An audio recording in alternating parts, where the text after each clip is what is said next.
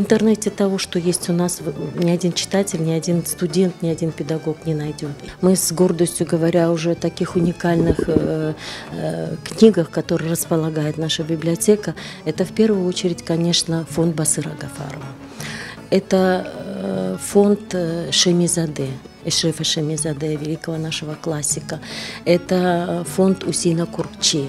И я хочу сказать отдельную благодарность нашим коллегам Российской государственной библиотеки, бывшей Ленинка, которые передали нам сигнальные экземпляры в 1999 году при помощи, опять-таки, говорю, Министерства культуры.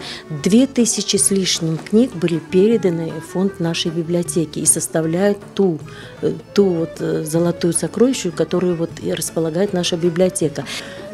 1937 год, все, что было до депортации, 1940 год, 1941 год даже есть.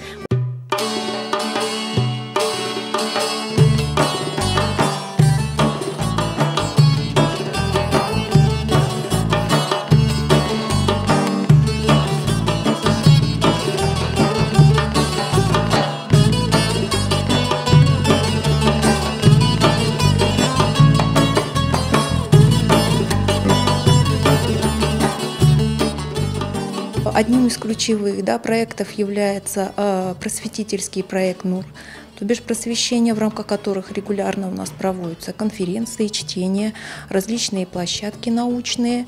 Активно очень мы стали работать с ребятами-инвалидами.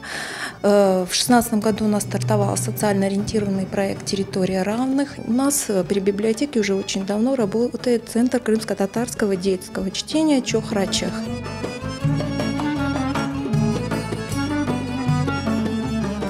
Я хочу поздравить всех сотрудников библиотеки от имени нашей администрации с таким прекрасным днем, потому что все, что мы делаем для того, чтобы популяризировать фонды крымско-татарской литературы.